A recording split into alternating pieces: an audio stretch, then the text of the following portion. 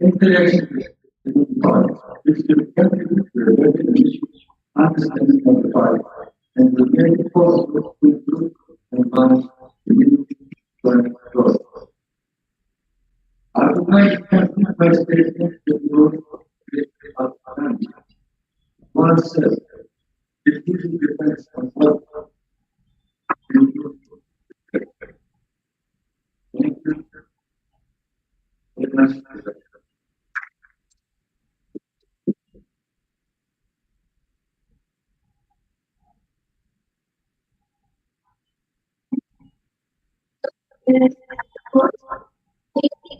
Appreciate your wonderful. It is a pleasure to introduce Professor Dr. Ramakant, a prominent scholar and head of Center for International Studies at MERI Group. Professor Dwivedi is also the director of the India Central Asia Foundation. With his illustrious career, he has served as a visiting research fellow in Tashkent, an associate fellow at IDSA, and as officer on special duty at National Security Advisor's Office, PNO, Province of India. In critical affairs in Afghanistan, Central and West Asia. He represented India in 14 countries as a domain expert and has over 42 research papers published in prestigious journals and books. He is the author of 9 books contributing extensively to the field of international relations. May I now please request Professor Dwivedi to come and address the audience.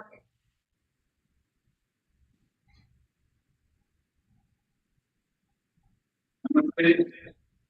Honorable I.P. Aggarwal, Chairman, MERI Educational Welfare Society, Excellency, Professor Khaydarov, Director, Government Academy, University of Diplomacy, His Excellency, Rustambaev, Ambassador of Pakistan, India, Professor Lalit, Vice President, Medical Institutions, Kalra, Dean, Highly College, Excellency, distinguished academicians, ladies and gentlemen, and students. My job is to talk about the book which is going to be released. Some of the contributors to this book, I'm so happy they are with us. This is first time, and I stand to be corrected, that in India, especially on the Central Asian Studies, that the book has been brought out in 3 languages. English edition has been brought out by the Khurana Press, and Russian and Uzbek edition have been brought out by the Diplomatic Academy, University of Diplomacy. The objective to reach this 3 language is to reach the maximum number of readers and to understand the perspective about the ongoing processes in Central and South Asia. I'm sure you will find it interesting and we look forward to critical comments about this book. What is in detail in the book, I am not going to talk about it. Contact Press is here. There is a stall outside, so we would like to take a copy, read it, and do send your critical comments. And we would like to improve upon after getting your feedback. With these words, I now request for the meeting of the book.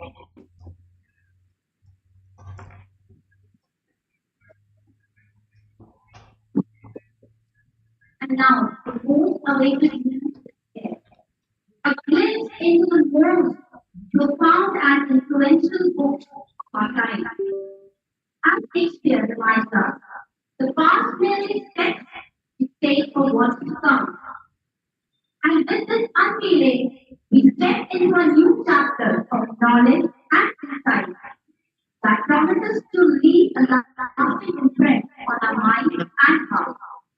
Without further, I humbly invite all our esteemed to please come and take and honor us by unveiling this remarkable work of the world. We are delighted at this because Please all the distinguished dignitaries to please come on the stage.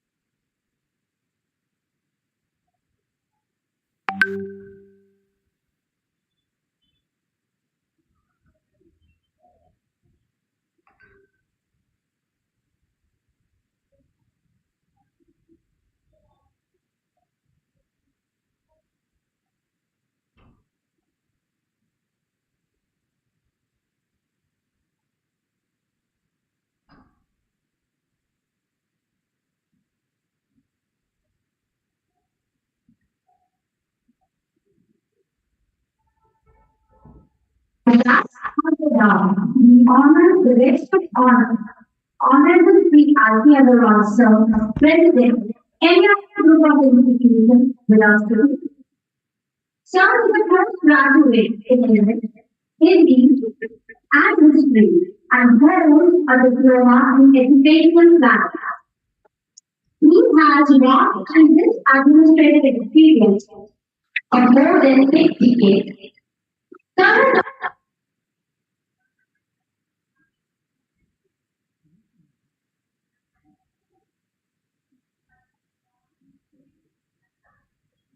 and program managers.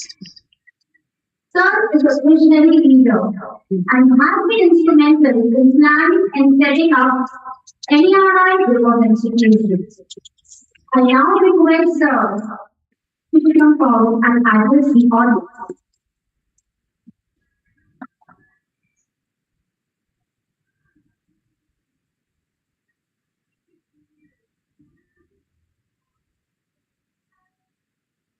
Good morning, all of you.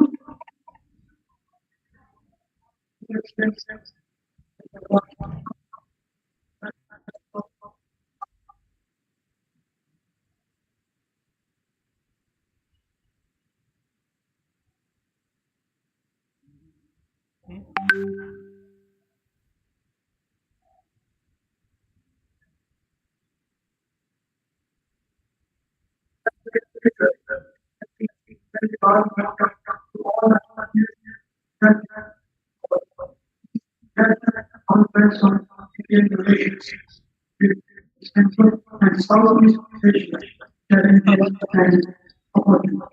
Before talking about today's topic, I would like to put on the thought my appreciation of many initiatives to such events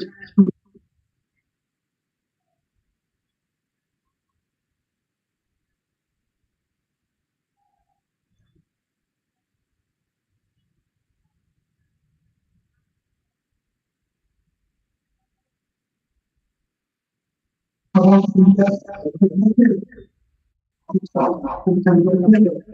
India's growth is to active policy has resulted in concentrating its economic and diplomatic resources in Southeast and East Asia and India's growing engagement with India and India has a relation with Central Asia since 3rd century BC, as the nation fell en route to the legendary Silk Route. Both India and Central Asia has economic complementarity in terms of resources, manpower, and markets. These diverse resources can be pooled together for all-round development of its people. As evidenced by the recent NSA meeting between India and Central Asia states, remains the focal issue. Indian most forward links with this dynamic region with transit, trade, investment, and people-to-people connect to convert New Delhi as a reliable and long-lasting partner in Central Asia, aimed geopolitical challenges. India and Central Asia countries are secular, pluralistic, diverse, and peaceful societies. They are natural allies and partners to promote inter-ethnic ties too. India is taking all the desirable initiatives to broaden its relations in Central Asia by focusing China-led SCO, which includes Kazakhstan, Kyrgyzstan, Tajikistan, and Uzbekistan, is a right step in this direction. As we advance our diplomatic initiatives, we must remain cognizant of the vigilant gaze and other global powers, particularly China, which has swiftly organized its own summit with the same leaders a days before to ours. This competitive landscape emphasizes the need for India to enhance its footsteps in Central Asia. Historically, Central Asia has been a region of significant importance in India's opinion. The centuries-old relations built on cultural interaction which led to foundation for our current engagement. Following the dissolution of the Soviet Union, we were presented with new opportunities as independent states emerged, rich in natural resources and potential for trade. However, these opportunities come with challenges, especially concerning the rise of religious and fundamentalism and the persistent instability in Afghanistan, which could spill over into Central Asia. The economic possibilities between India and Central Asia are vast, with the population exceeding 55 million and abundant natural resources. Central Asia presents a promising market for Indian goods and services. Nevertheless, we must navigate several obstacles, including terrorism, drug trafficking, and political unrest, which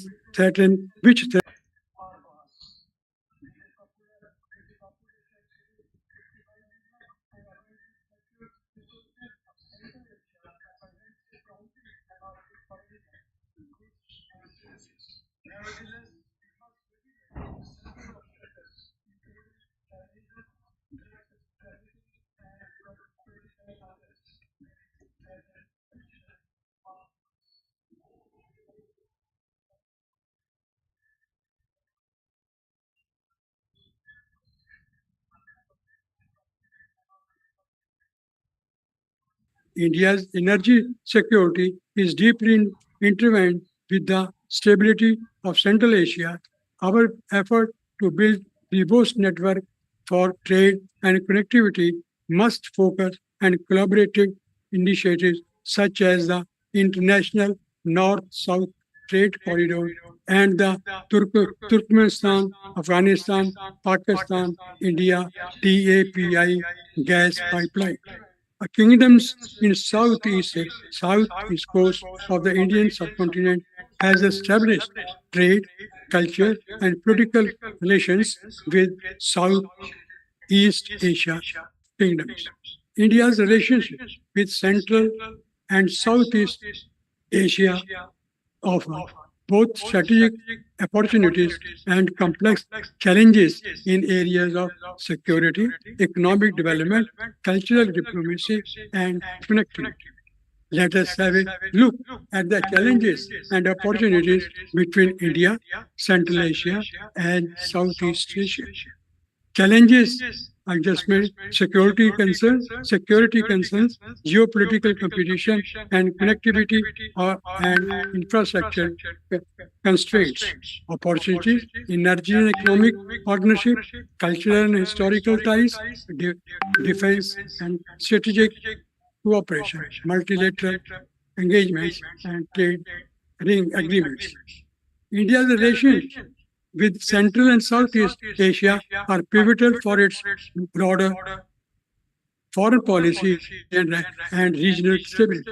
While significant security, logistics, and competitive challenges exist, leveraging diplomatic, cultural, and economic ties can help India maintain influence and foster stability across these regions.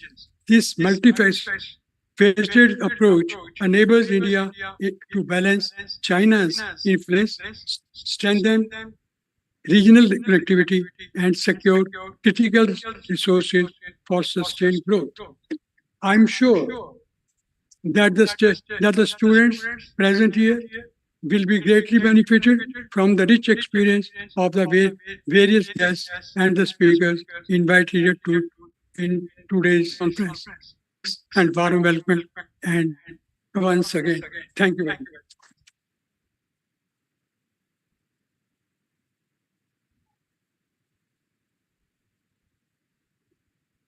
Thank you, sir, for gracing this momentous occasion and for sharing your words of wisdom.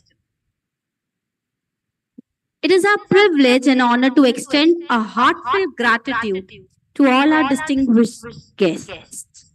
As a part of our tradition, we facilitate our guests with a token of respect and gratitude. May I now request Honorable Shri I.P. Aggarwal, sir, President, MERI Group of Institutions, to present a gesture of gratitude to His Excellency Mr. Sardor Rustambaev, Ambassador of Uzbekistan to India. May I now request MERI Group of Institutions to present a gesture of gratitude to His Excellency Mr. Sardor Rustambaev, Ambassador of Uzbekistan to India. May I now request MERI Group of Institutions to present a gesture of gratitude to His Excellency Mr. Sardor Rustambaev, Ambassador of Uzbekistan to India. Thank you, sir. I would now like to invite Honorable Professor Dr. Lalit Aggarwal, Vice President, MERI Group of Institutions, to kindly present a token of appreciation to Professor Abdusamat Khaydarov, Director Diplomatic Academy, University of World Economy and Diplomacy, Ministry of Foreign Affairs of Uzbekistan, as a gesture of our heartfelt gratitude.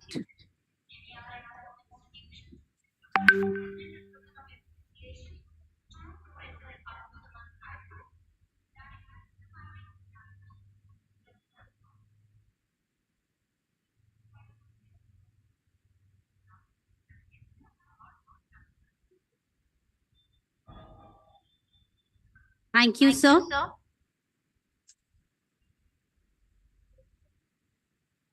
I'm honored to invite Professor Dr. Deepshikha Kalra, Dean MERI, to deliver the vote of thanks on this significant occasion. Dr. Kalra has published more than 25 publications in Scopus Index, refereed and UGC-listed journals. She has presented several research papers in national and international conferences. She has been a professional administrator, has been handling multiple administrative responsibilities, and have been instrumental in institutional growth, along with initiating quality education, innovation, and social responsibility culture within the campus. Your guidance and leadership have been pivotal in making this event a rounding success. May I please invite ma'am to address the audience?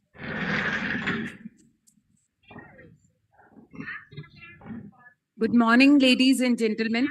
It's a true honor to deliver the vote of thanks for the inaugural session of MERI Dialogue 4.0, International Conference on India's Relations with Southeast Asia and Central Asia, Challenges and Opportunities. On behalf of the organizers and all participants, we extend our heartfelt gratitude to all the distinguished dignitaries and guests for joining us today and contributing to the successful inaugural of this important conference. First and foremost, we would like to express our sincere appreciation to His Excellency, Mr.Sardor Rustambaev, and Ambassador of Uzbekistan for gracing this event with his benign presence. Sir, your thought-provoking address on India and Central Asia and relationship with Uzbekistan has set the ball rolling for discussion to follow. Thank you for your invaluable insights into the regional relationships and aspirations we collectively share. We also express our deep appreciation to Professor Abdusamat Khaydarov, sir, Director of the Diplomatic Academy at the University of World Economy and Diplomacy under the Ministry of Foreign Affairs of Uzbekistan, for his inspiring contribution. Your perspective on diplomacy and the pathways for cooperation between India and Central Asia have greatly enriched the vision of this conference, setting the stage for deeper engagement. Thank you so much, sir. Our deepest gratitude to our Honorable Shri I.P. Aggarwal, sir, Chairman, Dwivedi Educational Welfare Society and President, MERI Group of Institution. Honorable Shri S.K. Aggarwal, sir, CFO, MERI Group of Institutions. Honorable Professor Dr. Rakesh Khurana, sir, Advisor, MERI Group of Institution and former Pro-VC, IGNOU. Professor Dr. Ramakant Dwivedi, sir, Head Center of International Studies, MERI Group of Institution. Dr. Mamta Aggarwal, Principal, Ramakrishna Senior Secondary School. Mr. Love Aggarwal, Head, MERI Startup Hub. And esteemed delegates, scholars, experts from both the academic and diplomatic communities who have joined us from various parts of the world. I'll fail in my duty if I'll not thank our Vice President, sir, Honorable Professor Lalit Aggarwal, sir, who has been the guiding force for this international conference, and he always stands beside us for conducting these kind of events successfully. Thank you so much, sir, for always being not a sage on the stage, but the mentor by our side. Thank you for your support and guidance.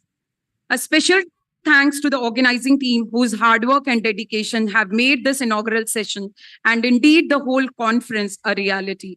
Your tireless efforts behind the scenes have ensured a smooth and meaningful beginning. Lastly, to all attendees, thank you for your presence, your curiosity, your commitment to the theme of this conference. Your active participation will be instrumental in making this gathering an enriching experience for all involved.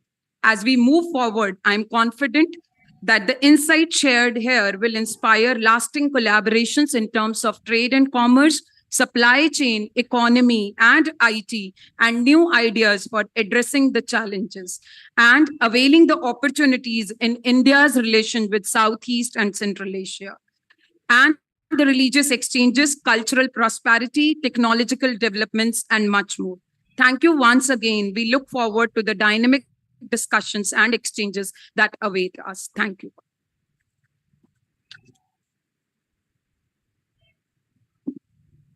Thank you so much, ma'am, for your words. I would now like to invite all our esteemed dignitaries to proceed to MERI lawn for tea. We will reconvene here promptly at 11:45 a.m. Thank you, everyone.